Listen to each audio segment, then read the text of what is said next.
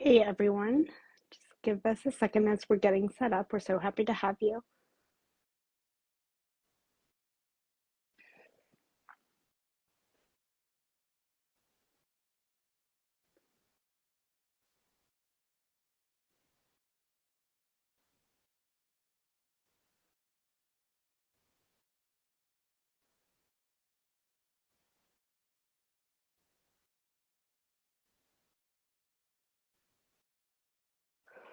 Give us 1 second here.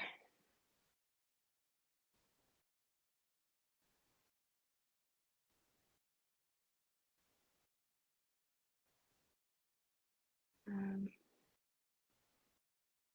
here with us.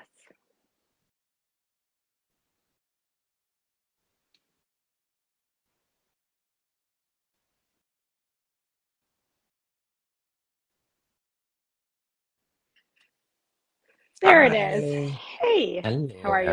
you? I'm well. How are you? It's good to see your face. I am good. It's good to see your face. And thank you so much for joining us. I'm so excited Yeah, thanks for having me. to connect. Excuse me. Same, same.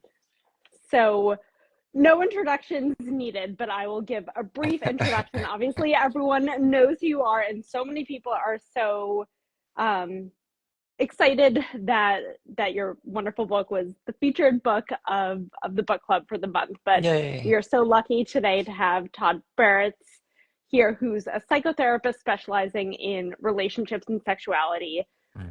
He's the Mhm. co-host of the Our Diag Nonsense podcast, which aims to demystify psychological concepts and make mental health discussions accessible and relatable to everyone, which is so important.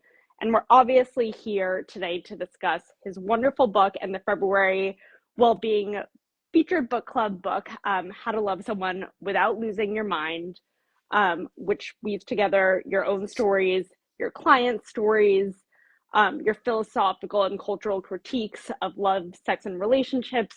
And as a psychologist and a therapist, I'm biased by also loving your incorporating your relationship with your own therapist, because I think it is so important for people to know that therapists need A support and help therapist. too. And yep. Yes, I saw him Um, today.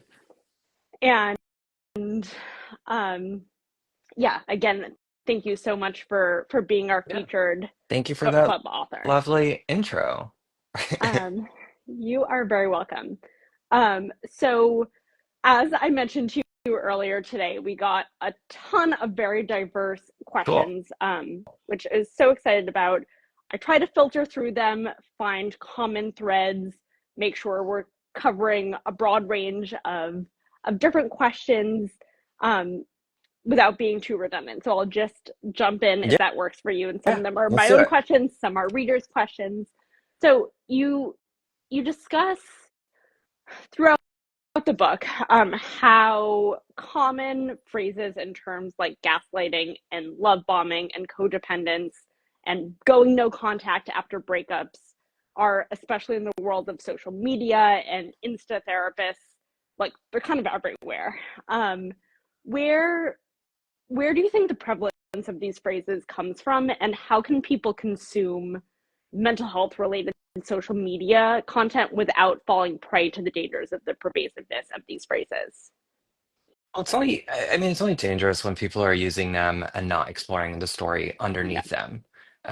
So there's nothing wrong with words. I mean, language is great. Use it, describe it, whatever makes you feel most understood. But um, what I was more focusing on is people's story. And as a therapist, that's what we focus on, as I'm sure you know. And Right. um, that's been the major challenge that I've seen in my work with the people I see in my own life is that we are using these labels, these kind of pop culture diagnoses as ways to understand really deep and complex stories like trauma from the time we were five. Yeah. And we're just slapping a label on it. And so the more we miss, the less we can grow. And so it becomes really problematic. I mean, what's interesting though is that we're just starting to really talk about mental health, relational health. and sexual health. So this is new language, and I think people are really trying their best to make sense of everything and to utilize it as best as they can. But um, the pendulum has definitely swung in the other Yeah, direction. So use these words if you must, but before you use them, make sure that you're exploring the stories that are implied when you're using the word like codependency. Um, and definitely stay out of somebody else's narrative. yeah, Really focus on developing your own story, yeah, not someone else's. yeah, So that's also an issue too. Everyone is using these words: narcissism, toxic, this, toxic, that, yeah, codependency, people pleasing, to describe other people usually, yeah, to analyze other people, which, isn't helpful. yep. And I think that's so true. And I agree with you that on the one hand, I'm encouraged and excited that people are um, willing to talk about mental health in ways and sexual health in ways that they never have before.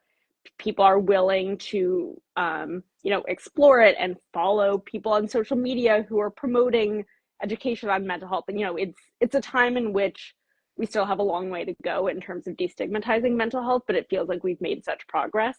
But I wonder if you have had this experience too, have had clients come into therapy and say something like, well, I was scrolling on Instagram and I found this post and it really reminds me of my boyfriend. And it feels like they're consuming it in a prescriptive way, and maybe, like, to your point, not understanding the story behind it, and maybe not even taking the time to understand the full meaning behind um like what the post even is intended to mean. Yeah, I mean, we want Right. answers. We want answers to describe ourselves and other people, and they're marketed really well. So Yeah. I think people Yeah. often really believe and want to find these answers. Yeah. But, when someone comes in trying to diagnose their partner, you Yeah. know, usually there's a Yeah. big redirect there. Yeah. Someone wrote in on the Instagram live asking if you can define codependency in simple terms. I think of codependency is a loss of self as a way to manage anxiety. So a variety of different behaviors to manage anxiety about insecurity in a relationship. Um, in the experience of um, an undifferentiated self from someone else. So that's when, we define ourselves based on how we see someone else see us or how they see us. Um, and there's a certain level of enmeshment there. I don't know if that's a great working No, definition, I but think that's I do think that is, and I mean, you talk about the differentiation in the book, of course. yeah, which if there is going to be a buzzword that gets super trendy, it really should be Yeah, differentiation. yeah, Um, and that's the other thing is that, these words aren't sexy, but toxic is really fucking sexy for people, and yeah, so is people pleasing, and there's an allure behind them that I don't know, we love. yeah. And I think you make a really interesting point that they're typically terms that people are using to talk about others, not to understand themselves. Yeah, or Which even if which they can are go using it together. to talk about themselves, like people pleasing is there's such a it's so trendy.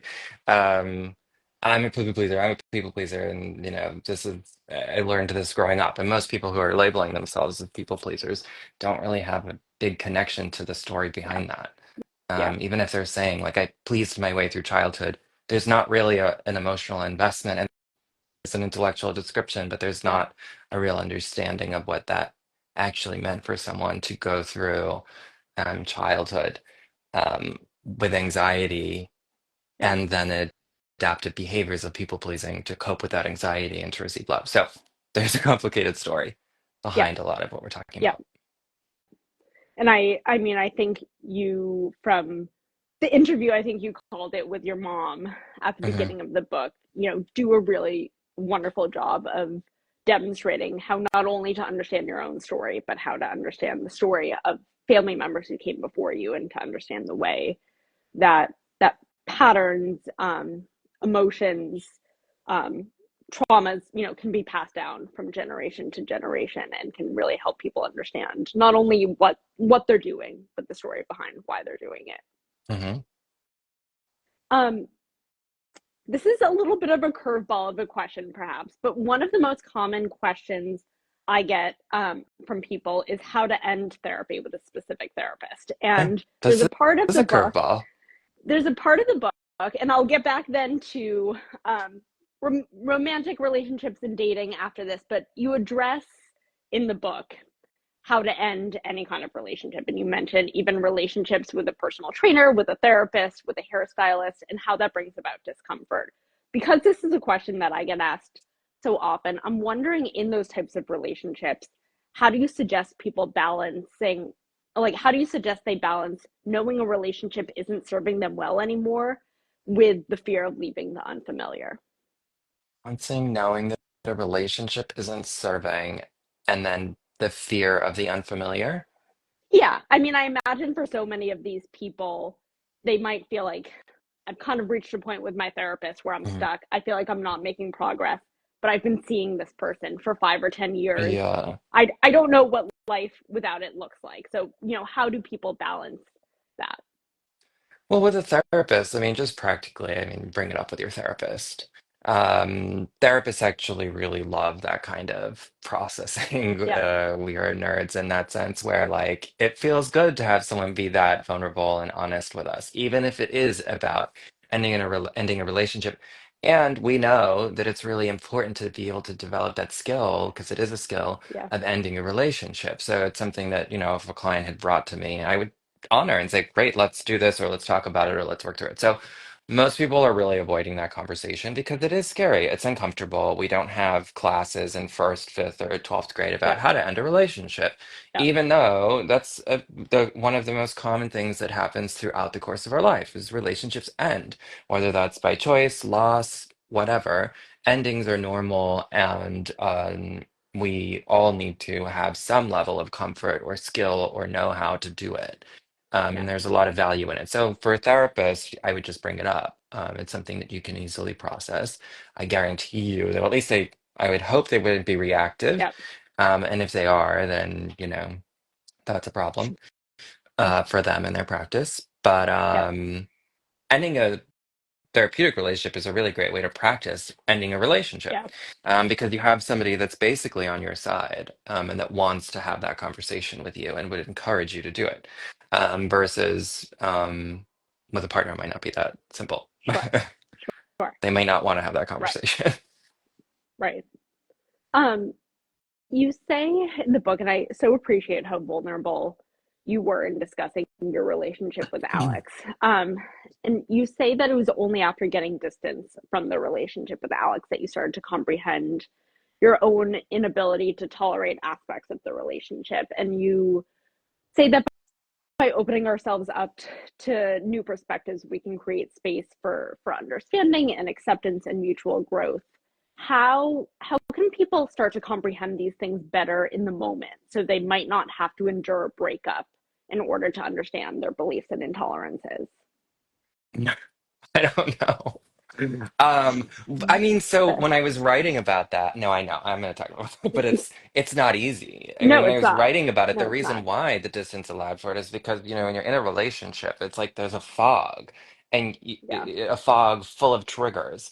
And so those triggers, your trauma, your history is part of the relational dynamic.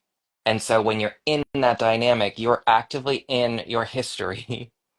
yeah, And depending on who your partner is, it might be chronic. It right. might be ongoing. And so you're having to make your way through this fog and you can't see clearly, just fundamentally. So the reason why it was, I wouldn't say simple, but it was a lot more accessible for me to definitely understand, integrate, accept, really get it, not just intellectually know, oh, it's my trauma coming up in my trigger. Like I actually, in a felt way, I understood it was because I was no longer in that fog. But so I think the, developing a comfort with existing in that space is the challenge of relationships. Existing Right. in that space where things are unknown, uncertain, and at times unanswerable, and we will form perceptions and perspectives based on what our partner is doing, but the power with which we respond and feel about what they're doing is so deeply tied to our past. And so we have to be able to develop comfort with that duality of living in both the past and present in our relationships. because our relationships are about the past and the present. And so the more that we can develop a connection and like a real understanding, like I talk to people, and I know you do Yeah. too, that are like, yeah, yeah, yeah, my trauma, but they're not integrating it, they're not feeling it. Right. So the more that you can really feel, understand, integrate your earlier experiences and have an awareness of that, the more that the clearer the fog becomes, that relational fog. I don't know why I'm saying fog so much, but it's really fucking hard. I mean, it's Yeah. really hard. It's Yeah. really hard. This is where a lot of tolerance comes into play. A lot of tolerance and acceptance is not ever addressed in pop culture Yeah. about relational health, is that we have to tolerate a lot of discomfort Yeah. sometimes, especially Yeah. if you've experienced attachment trauma or had any kind of dysfunction in your family, which the reality is most people have. Yeah. And I I guess that makes me wonder too. So if someone is in this fog in a relationship and leaves it, they feel like they get clarity, they get perspective. Do you find that um, attachment trauma appear in similar ways across relationships, or do you feel like it's the intersection of the other person and like the traumas that a person has endured that determine exactly how it appears, right? That someone, I'm not articulating this well, but I can imagine, I'm curious your thoughts, that it might appear drastically different in different relationships, and it's the same trauma that's affecting the relationship, but it doesn't look the same. Exactly. And you're saying it totally clear. I get what you're saying, and it's very true. That, unfortunately, our trauma shapes who we are. That's just kind of Yeah. the reality. And so every relationship, every step we take in our lives is in one way or another shaped by our earlier experiences. And if that is also including some trauma, that's part of it. It's just part of our history. It's our stuff. These are the things that are a piece of our journey. So it is going to play a role in all of our relationships and all of our experiences. If we experienced anxiety with our caregivers or attachment figures and they were absent or neglectful or abandoned us, it's likely that that anxiety is going to follow us at varying intensities across all of our relationships and many environments. Some people also experience it at work. Some people experience a sense of mastery over that at work. It really depends on the environment and the conditions that they're existing in. And so, it has a really broad reach, and it really depends on the trauma and the person Sure. and what they've done to work through it and all of those things. But friends, partners, lovers, fuck buddies. Yeah. Um, and also, I'll say this is might be annoying, but at the end of the day, all of this is theoretical. Right. There's no like blood test for how Yeah. much trauma is impacting your Yeah. relationship, but theoretically, to me, it seems reasonable. Yeah. But it is also like, who knows at the end of the day? Sure. I mean, and I think there are two things. I think that the first thing is it's really important to call out that someone can, by and large, have had a positive childhood and still have experienced trauma, Yeah. right? That trauma can appear in so many different forms that I think, I don't know. I think that trauma is something that is aptly focused on, but is in some ways so widely discussed. And when people discuss big T trauma versus little t trauma, I worry a little bit. I understand the intention behind that, but I worry that in some ways they're diminishing traumatic experiences that people have. And I think it's important to recognize that trauma can appear so differently and does not necessarily, it doesn't have to color someone's entire childhood or adolescence in order to have a profound impact on the way it appears in their relationships. Yeah, that's a um really good point. I mean, I think in the book I say something like trauma is trending and blah blah blah.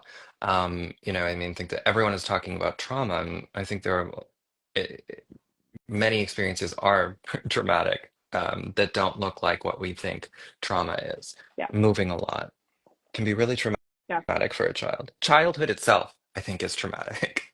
Yeah. I think there's a quote I use in the book. I forgot his name. Oh my God. The School of Life. What's his name? He says childhood is like an open prison. And it is true. I mean, Yeah. the level of dependency that we kids have on their parents and their family to define reality is just it's outrageous and it's terrifying, especially if Yeah. you have someone defining your reality who is terrified of reality. And so Yeah. um, these experiences aren't physical abuse, but they can be traumatic. Yeah.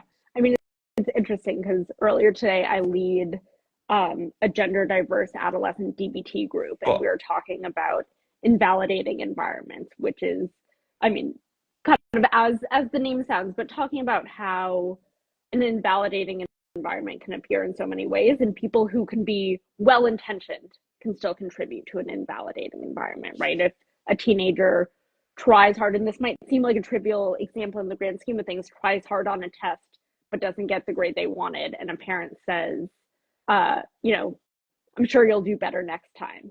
That might be meant to be supportive, but can be internalized as being very invalidating. And someone can Mm. internalize that as I'm not trying hard enough, I'm not making my parents proud. And so I think it's important to recognize that things can go unnoticed, but still have a really big impact on us. Yeah, I really like that, and that's helpful. And I'm going to actually use that with a client because I mean, some people are really resistant to labeling some of these experiences as trauma, which is totally understandable. If language doesn't feel like it's congruent with what we've Yeah. experienced. But, as you're describing, an invalidating experience, an invalidating environment, can be really impactful. Yeah. So finding a good word to describe, I think is also, I Yeah. really like what you just said. Thank you. Mhm. Someone wrote in, and I think that this is, something that you talk about in the book, but someone wrote in saying, I can't get over my ex. I keep ruminating on what I could have done differently and feel stuck. Help. Um, you talk a lot about ruminating over the relationship, or ruminating about the relationship with Alex. At what point does something stop becoming trying to learn and gain perspective and clarity and start becoming ruminating? Well, I mean, it's ruminating when you're doing it all the time. Yeah. Very simply. But whoever that person is, I'm sorry. It's really, having been there, it's fucking torture. Um, and, it's easy to say. It gets you nowhere. What have you accomplished by thinking Yeah. about it? You're obsessing. It's not about that. It's about something else. It's about your traumas. But at the end of the day, it's really painful. And so that really, I'm sorry for that person. But yeah, ruminating is obsessive. It is persistent. It is constant. Um, Morning, noon, and night. Yeah. It's hard. It is.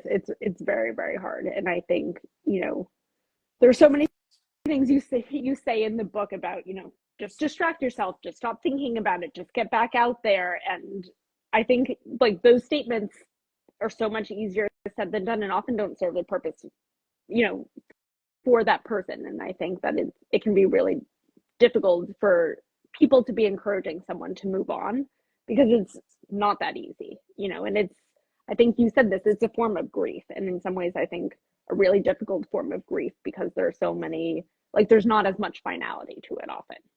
Yeah. Um, Um, it's so hard. But I mean, uh, all of those phrases are inadvertently shaming, and yeah, it sucks. yeah, Even just the information about you should leave a relationship if I yeah, think I know a lot of people that are feeling shamed, embarrassed that they haven't left a relationship that they've been told is quote unquote bad, or even if they think it's bad they can't leave it, or even after they left it they can't stop thinking about and ruminating about their partners. So all of these things are actually totally normal.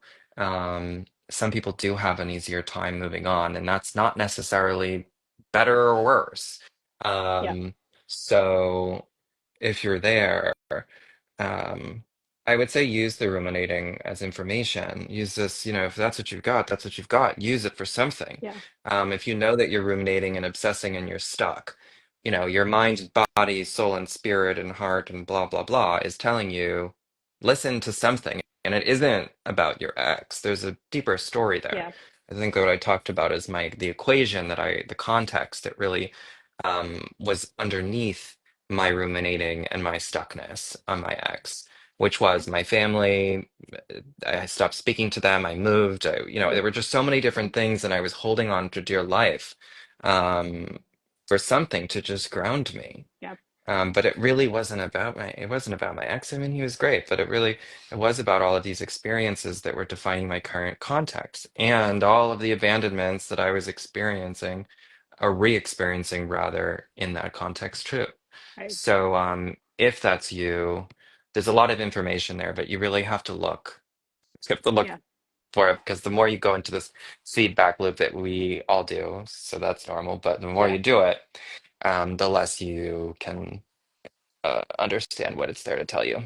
Yeah. Uh, I definitely agree with that. Um, I appreciate um, you're talking about sexual relationships because I think so often people shy away from it. You talk about how in therapy people aren't necessarily talking comfortable talking about it with their therapist, with their sexual partners.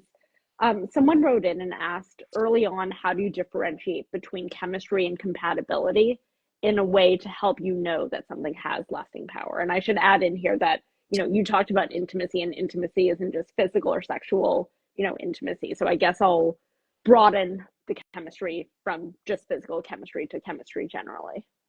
how do you know if it's lasting? Yeah, or so Well, I'll nothing repeat your is question. lasting, so there you Well, right. go. But Chemistry I or compatibility. The focus is all wrong. But do you want to, so I go ahead or you're gonna, sorry. no, you go ahead. You go ahead. Um, I mean, the focus on deciding what's what, it's like saying, I want more passion. Like, I don't know what does that mean? It means something different to everybody. So does chemistry, so does compatibility. Yeah, And it's your ability to predict relational longevity, yeah, is not that. Instead, firstly, there's a lot of implied anxiety in that question, right? How do I know that this is going to work out? That's a yeah, lot of anxiety. How do I know that it's just chemistry? It's if we're compatible. right, There's a lot of anxiety there. There's a lot of fear, loss, abandonment, um, or hurt, or being the one doing the hurt. So explore that anxiety. Um, but when it comes to sex and a sexual connection and chemistry and compatibility, we have to think about it in terms of the here and now. What is it like? What's the experience like? What would make it better? What do you want more of? What do you want less yeah, of? You have to think about deepening that relationship with the other person as opposed to just saying, are we compatible? Is there chemistry? The one thing, I mean, that is important is attraction. If you're not attracted to your partner, you can forget it. And right, people really do have to make a distinction between attraction and desire. Attraction is not desire. And so, but when it comes to chemistry and compatibility, people are usually evaluating this on like day two. Or like if someone's been dating for a few months and only hooked up a couple of times, it is actually kind of hard to figure out what's happening there, especially if you have two people that have sexual anxiety, sexual fears, and sexual shame and aren't communicating about sex. It can be a little yeah, wonky. So the best thing to do is to stop focusing on chemistry or compatibility and talk to your partner. You could even say, are we compatible? Where are we right, compatible? Where are we incompatible? What can we work on? Um, so it's important to open up and expand in all areas. yeah, And that's really the only way you're going to know if something's workable or not, whether there is chemistry or not. yeah. And But it's going to change. If you're in a long-term relationship, chemistry and compatibility is going to wax and wane and ebb and flow. yeah, yeah. Sexual, when we're talking about sex.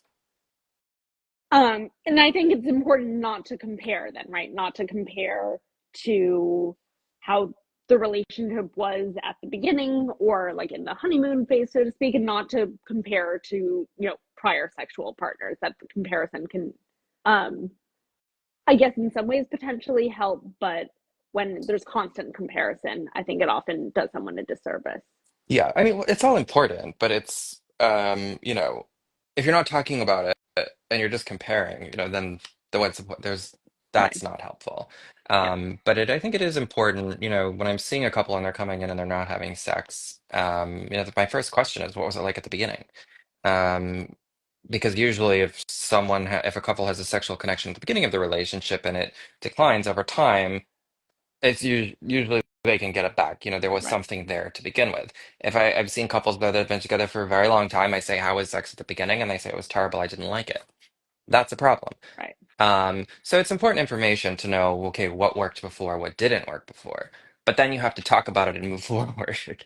Yeah. Um, which the comparison, whether they're talking about sex or anything else, really kind of fucks with our head. Yeah.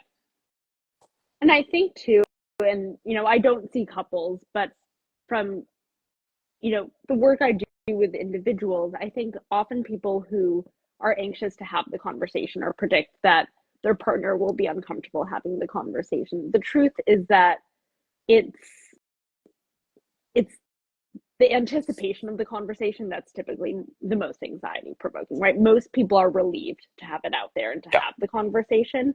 And if one person is anxious to have it, the other person is likely also anxious to have it, and that if someone initiates the conversation, more often than not, right? And it's not always the case, but more often than not, I think the other person is relieved to be able to communicate about it because they're thinking about it too, right? No one's not thinking about it. Yes. I've never encouraged someone to talk to their partner or encouraged partners to talk to each other and about sex and have it just gone Yeah. horribly. It usually open, uh, gives room to have open dialogue and um, there's usually a positive impact.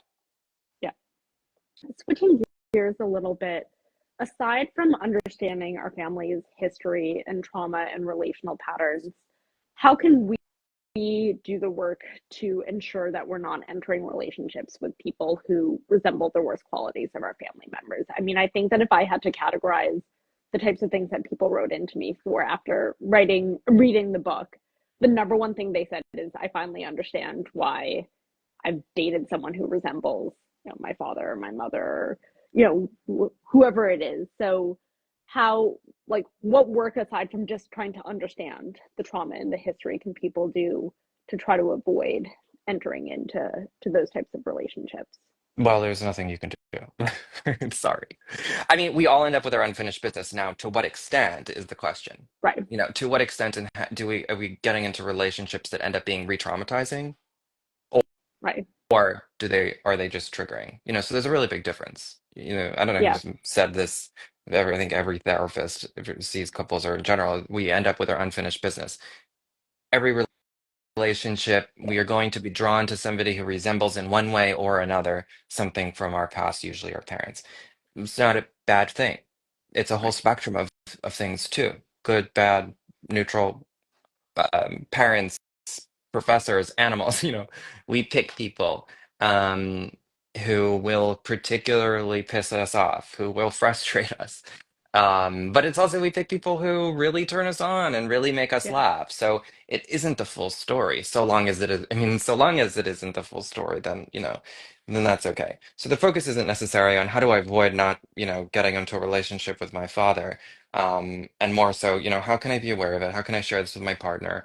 And to what extent? Yeah. Am I in a relationship that's only re-traumatizing me, triggering me to the extent where I am re-traumatized? Um, or is it something that I can work through? Yeah. And in talking about the re-traumatization, someone wrote in asking, how do you identify the difference between a gut feeling or an intuition about someone and a trauma response from the past? Hmm. Gut feeling, intuition, trauma response. Trauma response is a full head, shoulders, knees, and Yeah. toes, intense, really intense response. Like, I Yeah. fucking hate, that's a trauma response. Yeah.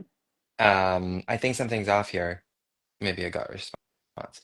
But it's really about intensity. That's not to say you can't have a guttural reaction that's intense, but it is to say that it's the power behind the emotion that really gives you a clue and points to you being triggered versus having a reaction.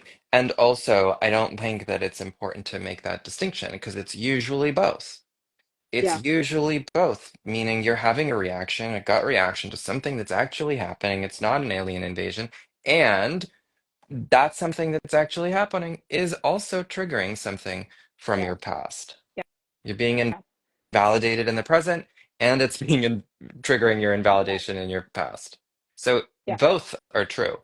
And that's also what I was talking about in terms of the duality, being able to really hold these multiple truths, realities, and experiences that are all painful Yeah. um, all at the same time.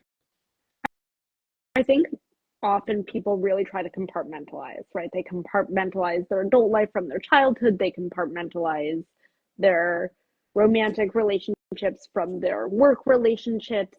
And I think in doing so, they're potentially doing themselves a disservice of not integrating. I mean, compartmentalizing and integrating are opposites, but by not integrating, they're not able to recognize how often a response is a trauma response, right? They might say, I'm just overcome with this extreme emotion, and they're not able to connect the dots to see what might be leading to that extreme response. And I think too, when you do understand it, it doesn't feel like an extreme response, right? It's an understandable response. And so I think people often invalidate themselves by not taking that time to do the work and understand the connection. Yeah, I mean, it's really hard. Part of what's inherent in having such a Yeah, powerful response is not being able to fully access insight and awareness and judgment. This yeah, is when, thinking about, our wounded child, our adopted child, and the different parts of ourselves can be really helpful in terms of teasing apart the different layers of what's happening, in yeah, terms of, the wounded child that feels invalidated, and then the adapted child that gets angry or depressed. yeah, And really understanding the different parts of ourselves that are coming up in these situations. yeah, yeah. No, that's very, very true. Um, Someone asked, I I don't think it's a one size fits all answer, but how do we know if someone has done sufficient work on themselves when assessing whether to get back together with a former romantic partner?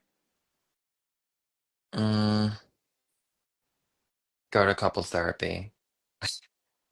And I think I wouldn't get back with an ex without being there. I wouldn't even be in a relationship without being in couples therapy or without my partner being in therapy. But um, if you're thinking about getting back with an ex, you gotta go to couples therapy.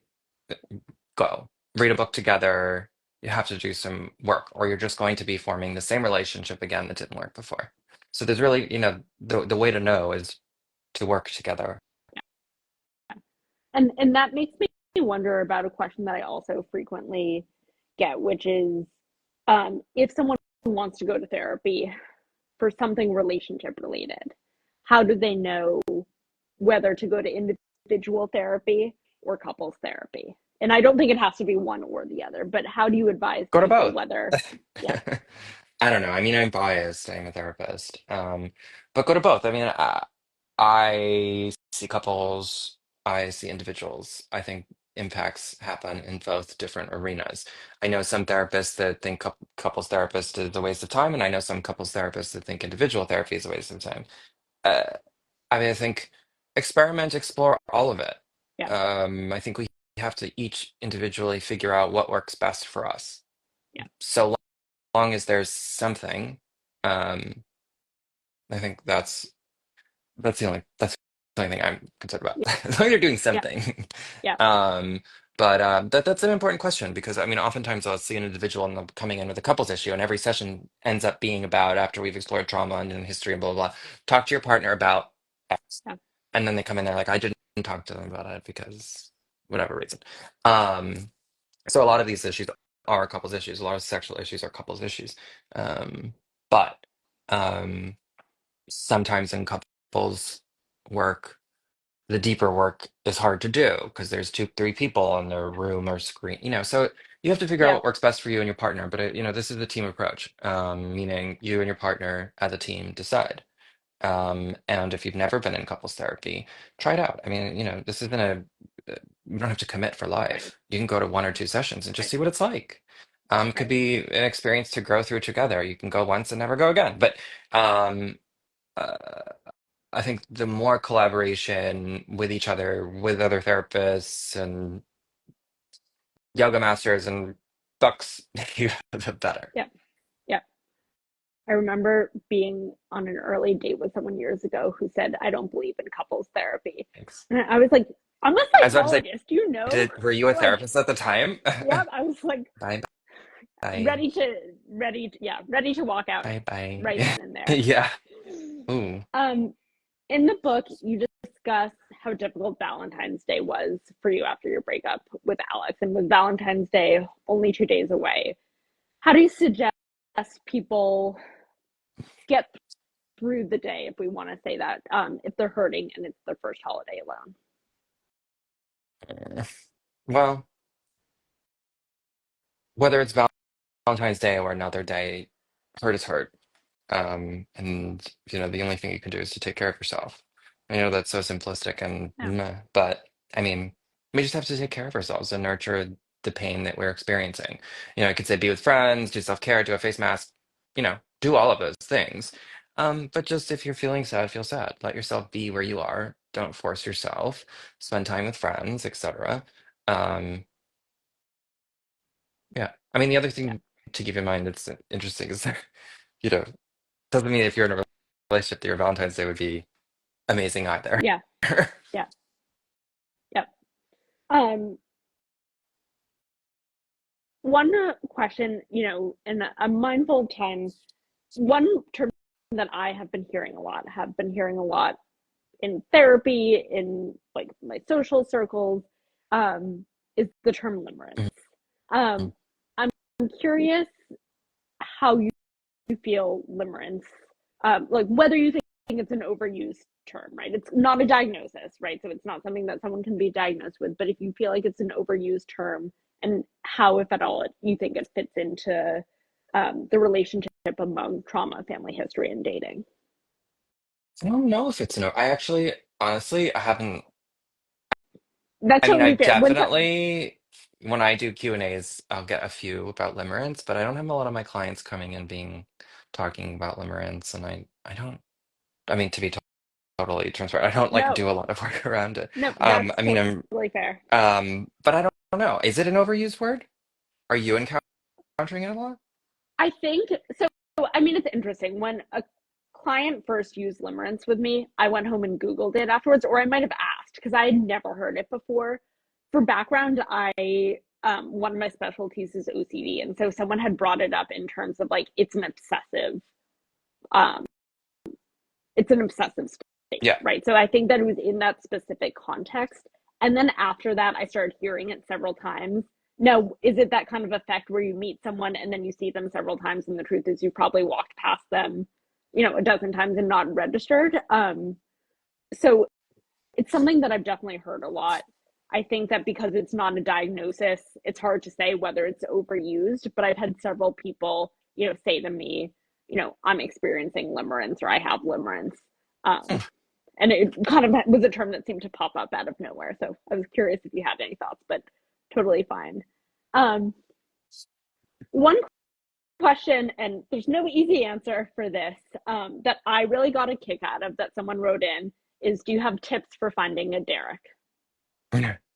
I mean, I got really lucky and I really didn't understand. I mean, I was obviously grateful for him and of our relationship, but it wasn't really until I started working as a therapist and that I was seeing people my age, older, of all ages, that had never been to therapy before, that had experienced such awful childhoods or just parents that were so caught up in their own worlds or just abuse or whatever, and had never really been validated in a real meaningful way ever for 40 years of their Yeah, life. I mean, I got so fucking lucky I mean, my family was fucking nuts, but I got to a therapist that changed my life. And, amongst the chaos and horribleness of my family's shit, I had Derek's voice, which really provided me with a lot of resilience. So I was able to foster a sense of self and self-esteem that was separate from the definition my family was giving me. And so I really understood. I mean, I understood it again, but it wasn't until again I was seeing clients and seeing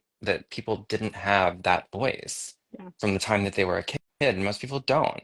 That's why I think I said in the book everyone should be assigned a Derek at birth, or should be yeah, assigned a therapist at birth.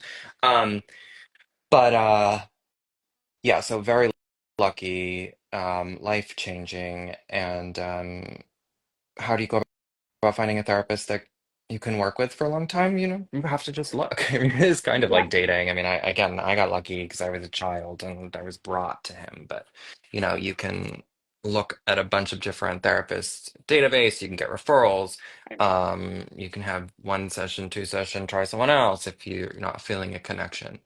Um, but it is the relationship you can form with your therapist that can really have a big yeah, impact. So, um, make sure you like them. Yeah. And I think, I mean, you explain this in the book that the therapeutic alliance is like tons of research shows the number one Yeah, most important predictor of um I don't know, success in therapy, symptom alleviation, whatever it is. And I think that that's so important. growth. One thing that I often worry about is with the mental health crisis that we're in, people are so desperate to find a therapist that has availability, that can work with them, that they'll take anyone. And I think it's so important to emphasize that the fit of a therapist and a client is so incredibly important, because it is a space in which you work through relational patterns, and carry them out into the rest of your life. Yeah, which I don't think, which isn't, again, it's one of those things that's not really publicized, for lack Yeah. of a number. It's like not, it's really not a known thing. But when looking for a therapist, it's not the orientation, it's not the words, it's not the attachment style, it's the relationship that you form with your therapist. So Yeah. yes. um Thank you again so much for writing this book, first and foremost, sharing your life with everyone, and being willing to talk to the book club today. For people who have read the book, want to continue to consume everything that you have to offer, where where and what can they consume from you? So many things. Well, thank you for having me, and thank you for reading it, and thank you to everybody that did read my book. Is really a lot of my heart and soul in those pages. So I appreciate everyone's time. If you want to find me, you can find me on Instagram at Your Diag Nonsense. I have a Substack. I have an online program. I have that podcast that I've been really slacking with and haven't published any episodes that I have recorded. Um, but if you go on my Instagram page in my link in my bio, there's a link and there's a whole list of different ways that we can connect. And Awesome. if you need Well, therapy, reach out. I also have a group practice, and I have openings as well. and So you're there are other in. therapists that I work with. I'm in New York, but see people all over. Awesome. um One last question that I ask everyone, it's a quick one. Is there a book you've read recently that you recommend that other people read? Yes, I'm reading. I haven't finished it yet, but it's great. It's a Pia Melody book. It's called The Intimacy Factor, and it's amazing. Pia Okay, good to know. Melody. Pia Melody. Yeah. Awesome. Again, everyone, I'm sure you have read it and loved it by now, but Mhm. thank you so much for writing How to Love Someone Without Losing Your Mind. And thank you for the gift that you bring to everyone. We are so lucky to be able to learn from you. That's very sweet of you. Thank you for having me. And it's so good to meet you. You I hope too. this is Have not a our wonderful evening. last live No, together. I hope so too. Have a wonderful evening. All right, you too. Bye Okay, bye. bye bye.